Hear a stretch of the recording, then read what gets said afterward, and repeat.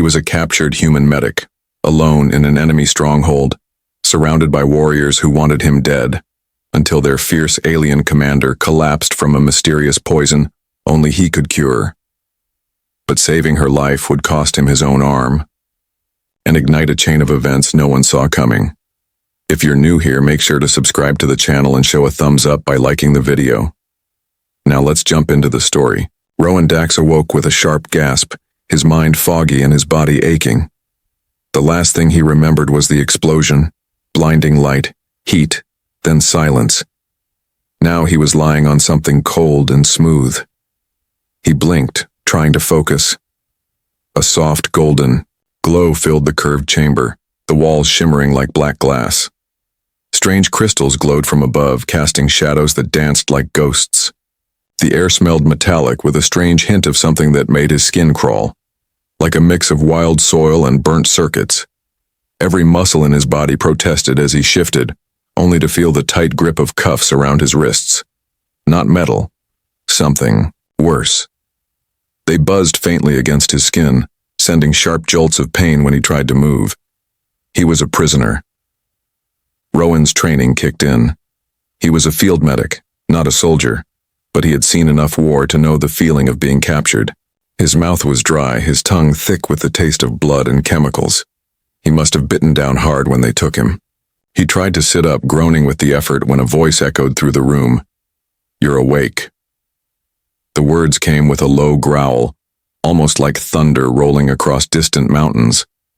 Each syllable carried a strange rhythm, accented with clicks and hisses. Rowan's translator implant struggled for a moment before catching up. He turned his head toward the sound and froze. Standing across the chamber was a towering figure, easily over 7 feet tall. Her skin, or maybe it was fur, gleamed like burnished copper in the warm light. A pair of sharp, angular ears sat atop her head, twitching slightly. Her eyes glowed with golden fire, slitted like a predator's. Her armor shimmered like molten steel and moved with her like it had been sculpted to fit her body perfectly. She didn't walk.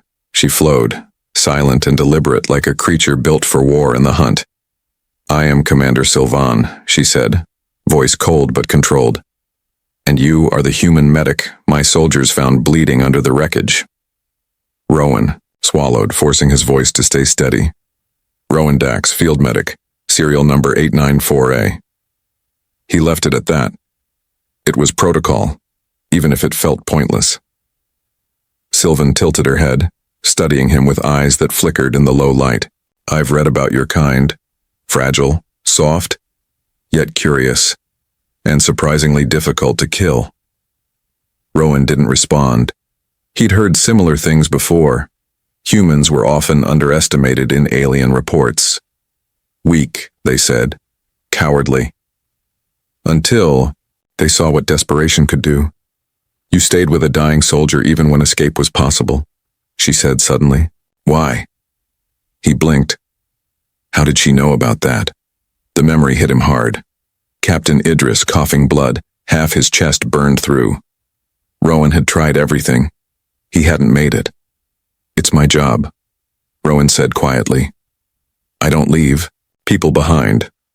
Sylvan stepped closer, her presence almost unbearable. "Even enemies?" Rowan met her gaze. "Especially enemies. Dying is dying. I don't get to pick who deserves help." Something flickered across her face. Was it curiosity or something else? "Strange," she said. "Among my people, weakness is punished. We do not value mercy. And yet, here you are." Her fingers hovered just over the medical symbol on his uniform. She didn't touch it, just stared at it. Rowan noticed the tremble in her hand then, slight but real. Her eyes narrowed. She turned away too quickly, retreating to a strange throne-like seat carved from polished white stone. "Commander," Rowan said cautiously, "your hand is shaking. That's not normal for someone like you, is it?" She glared at him, but it was muted, unsure. "I am fine." "You're not," he said calmly. "I'm not your enemy right now. I'm the only medic you've got." The words hung in the air between them. Sylvan didn't speak right away. Then, with a breath she didn't seem to want to take, she said, "The tremors began this morning. Now they are spreading." Rowan's mind sharpened. He pushed aside the fear, the pain, the shackles. "Can I ask more questions? Symptoms? Anything else unusual?" She hesitated. Then she began to list them. Breathing difficulty, balance issues, rising heat in her limbs. As she spoke, the warrior mask cracked. Just a little. He saw past the armor, past the glowing eyes, to someone afraid. "Sounds like a neurotoxin," he said. "Synthetic, maybe tailored to your biology. You were poisoned." Sylvan said nothing. Her jaw clenched. Her tail twitched restlessly. "I can help," Rowan said. "But I'll need more information. I'll need to examine you properly." She turned back toward him, and for the first time, her gaze held something other than suspicion. "You'd help me? After everything?" "I'm a medic," he said. "It's what I do." Sylvan stood in silence, her powerful frame tense. Then she nodded slowly, and in that moment, everything changed. The silence in the medical bay was deep and tense, broken only by the faint hum of alien machines. Rowan stood still, staring at the glowing display in front of him. Strange symbols lit up across the screen, each one more confusing than the last, but patterns were beginning to form. His fingers moved carefully over the controls, trying to make sense of a language he didn't understand. He had seen enough medical scans in his life to know what to look for. And there it was, the toxin, clear as day, concentrated in Sylvan's bone marrow, spreading fast. She sat on the edge of a metal table, legs hanging over the side, her armor removed to the waist. Her breathing was heavy, controlled, but Rowan could see the strain behind her eyes. Sweat shimmered on her skin, catching the light. Her hands trembled more now, the shakes no longer hidden by posture or pride. "How bad is it?" she asked, voice low but steady. Rowan turned to her, his mouth dry. "Bad. It's a synthetic compound designed specifically for your physiology. Your body doesn't know how to fight it. It's shutting you down." Sylvan's jaw tightened. "Can it be stopped?" He hesitated. "Yes, but not easily. You have the antidote in your database. I found traces of it in your medical records. But there's a catch." She looked up, eyes sharp. "What catch?" "It needs human bone marrow," he said. "Fresh. Alive. The antibodies have to be active during the transfer. That's the only way it can bind with your blood." She stared at him in silence. Then slowly she asked, "Can it be taken from you?" "Yes. But it's not a simple extraction," he replied. "The process only works if the donor's body is under extreme stress. Pain, mostly. It has to trigger a survival response to activate the antibodies, otherwise it won't be effective." Sylvan blinked, confused. "So what does that mean?" Rowan met her gaze, voice steady but grim. "It means I need to amputate one of my arms, while I'm awake. No painkillers, no sedatives." The words settled like a rock between them. Sylvan flinched, standing up, though her legs wobbled slightly. "Absolutely not," she said sharply. "I will not allow that." "You don't have a choice," Rowan said gently. "You're running out of time. That tremor is moving into your chest. Soon your lungs won't be able to breathe on their own." She looked away, fists clenched. "There must be another way." "There isn't," Rowan said. "Believe me, if there were, I'd be begging for it." Sylvan paced, unsteady but angry. Her pride was screaming at her. To let a human, a prisoner, sacrifice something so vital for her, an enemy, was unthinkable. But her body betrayed her more with every passing minute. And Rowan, despite his calm, was already preparing. "Why would you do this?" she asked, suddenly turning to face him. "I'm not your friend. I've killed your people. You're risking everything." Rowan reached into a tray and began pulling instruments closer. "Because you're dying and I can stop it, that's enough for me." She didn't speak, just stared at him as if seeing him for the first time. The door slid open, and General Merrick entered with 2 guards. The alien warrior's narrow eyes studied the scene, his face unreadable. "I need your help," Rowan said. "If I do this, you'll need to extract the marrow immediately and mix it with the antidote, then inject it into her system." "You're ordering me?" Merrick asked coolly. "I'm trying to save your commander's life," Rowan replied. "If you don't want to listen, walk out now and explain to your people why she died." Merrick looked at Sylvan, who gave a weak nod. "Do what he says." The restraints on Rowan's arms were removed. He flexed his fingers, blood returning in slow pulses. Then he looked down at his arm, the one he would be losing. He tied a tourniquet tightly just above the elbow, wincing as the pressure built. His hand turned pale almost immediately. "Still time to back out," Sylvan whispered, her voice softer now. Rowan offered a faint smile. "I'm stubborn. Comes with the uniform." He picked up the bone saw. It hummed quietly, the sound alien and eerie. Merrick stepped closer, gloves on, tools ready. Rowan braced himself against the table, biting down on a thick strap of cloth. He lined up the blade. He didn't count down. He just began. The first cut was agony. White-hot pain burst through his nerves, stealing the air from his lungs. He saw stars behind his eyes but didn't stop. His body shook violently, his breath coming in ragged gasps. Merrick moved in the moment the cut was deep enough, preparing to extract the marrow as soon as the limb was severed. Rowan didn't cry out. He couldn't. He just kept going, the saw biting into muscle, then bone. It felt like it took forever. The moment the limb fell away, Rowan nearly blacked out. Blood poured freely and Sylvan cried out in shock. "Now!" Rowan gasped. Get the marrow now!" Merrick worked quickly, his movement steady, precise. The antidote was prepared in minutes and injected into Sylvan's veins. Rowan collapsed against the table, his vision dark around the edges. Sylvan's body jerked, then stilled. Her breathing, rough and uneven, slowly began to smooth. The golden glow in her eyes returned, stronger than before. She was stabilizing. She looked at Rowan, her face full of something fierce and raw. "You did it," she said, stunned. "I told you," he whispered. "I don't leave people behind." And then finally, he let the pain take him. The lights in the command chamber flickered slightly as Sylvan leaned over the holographic display, her hands still trembling. Not from illness now, but from something colder. Betrayal. Rowan sat nearby, wrapped in bandages, pale and tired, his left sleeve empty where his arm used to be.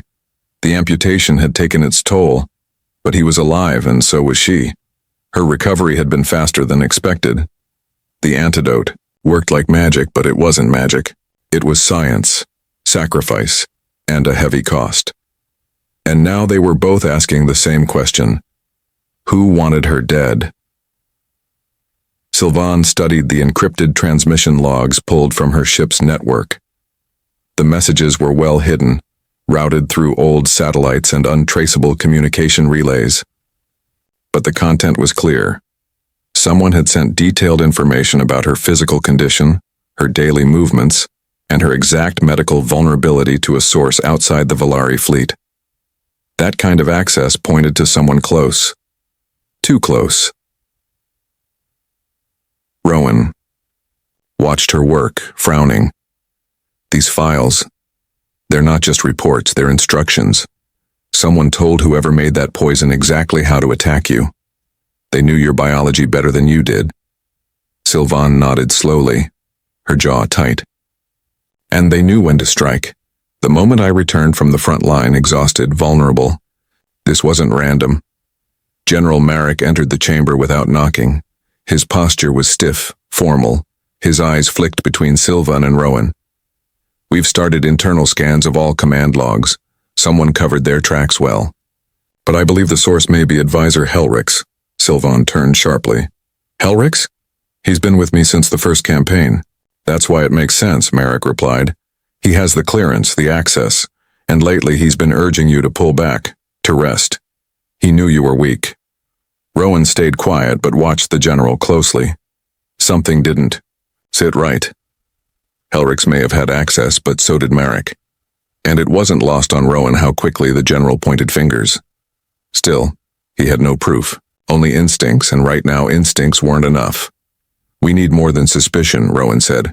We need to trace the transmission signal fully. If it leads to Helrix, fine. But if not, we're accusing the wrong man. Sylvan tapped a few commands into the display. There's an old signal array under the outpost barracks. It's inactive. Wasn't even on the list of assets scanned. If someone were smart, they'd use a place like that to bounce signals. Then that's where we look, Rowan said. I'll go, Merrick offered. No, Sylvan said, her voice sharp. I'll go. With Rowan. Merrick frowned. He's injured. He's alive, Sylvan snapped back, and I trust him. They left the command center quietly, using side tunnels to avoid drawing attention. The deeper they went, the darker the air felt. The station's lower levels hadn't been used in years. Dust covered the panels. The hum of energy faded behind them. Only the sound of their footsteps echoed in the narrow corridor. The signal. Room was exactly as expected. Small, cluttered, and cold.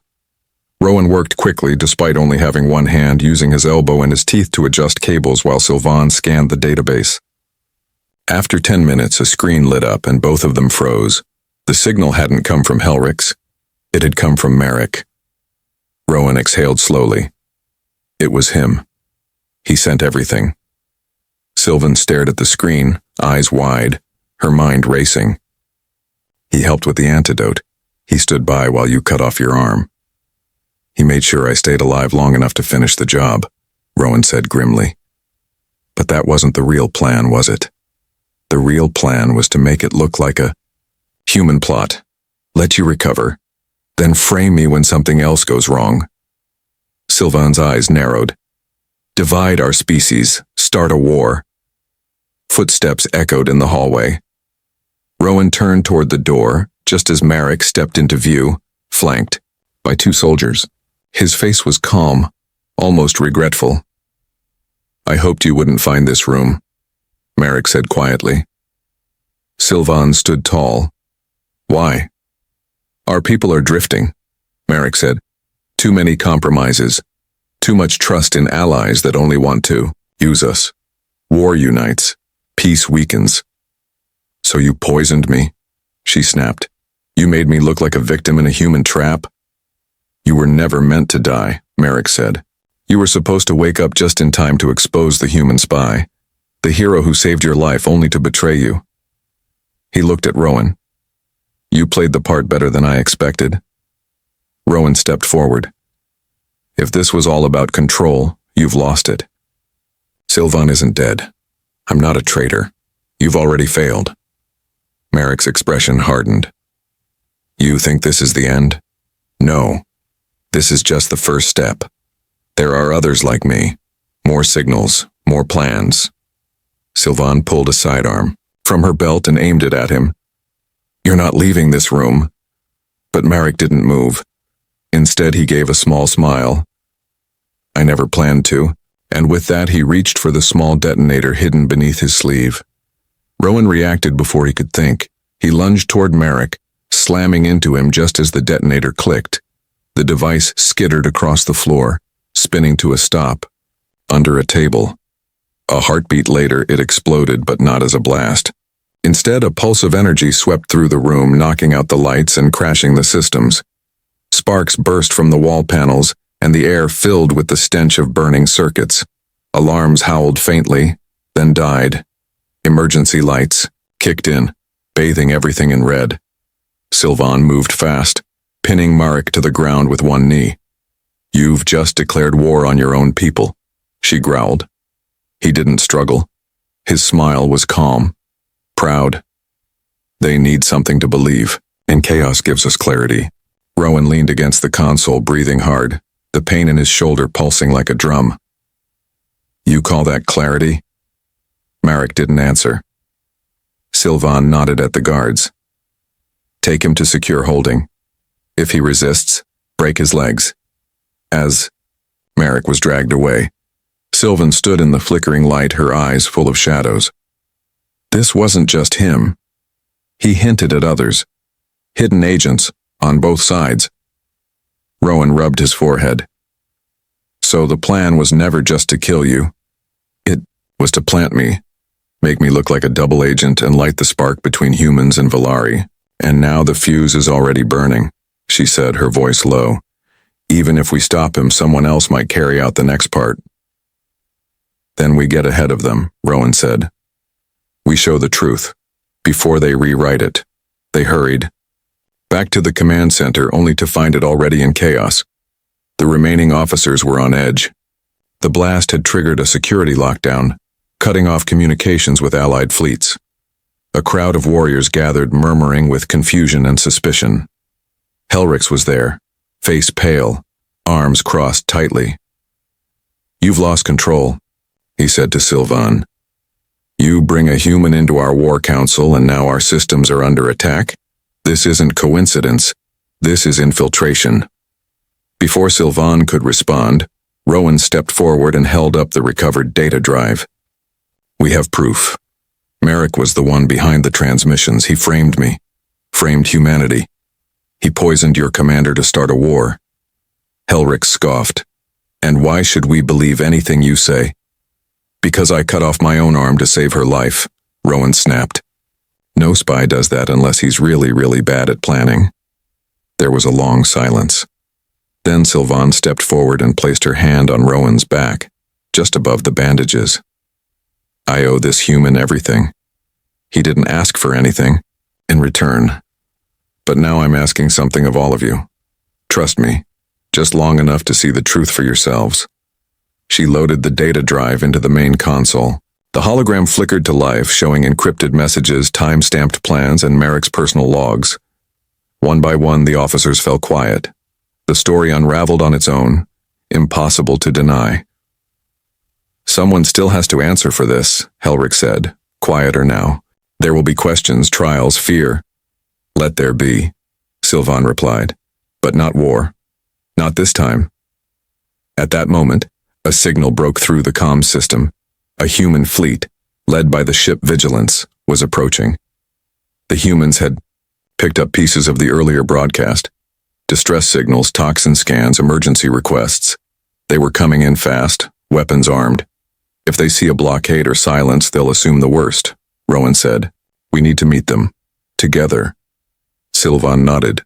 Let's go. Minutes later, they stood at the edge of the docking platform as the Vigilance descended. The ship was massive, casting a long shadow. Its escort ships hovered behind it, weapons online. The air was thick with tension. When the human commander stepped out, hand resting on his sidearm, he didn't look surprised to see Rowan. You're alive, he said, and missing a piece. Rowan gave a tired grin. It's a long story. We got your message, the commander said, but we don't know who to believe. Sylvan stepped forward. Then believe this. Your medic saved my life, uncovered a plot from within our own ranks, and risked being used as a scapegoat to stop a war neither of us wanted. If that doesn't earn trust, I don't know what will. The commander looked at her for a long moment. Then slowly he extended his hand. A handshake, simple, old, but powerful. Later, as the sun dipped below Koresh's jagged horizon, Rowan sat beside Sylvan on a quiet observation deck. The sky turned violet above them, stars beginning to pierce the dusk. Is it over? Rowan asked. No. Sylvan replied softly. But it's no longer beginning either. That's something. They sat in silence for a while. Then Sylvan turned to him. You changed everything, you know. I only did what I had to do, Rowan said. She reached for his hand, his only hand, and held it gently. So did I. And above them, the stars kept burning, no longer watching enemies, but allies choosing a different path, together.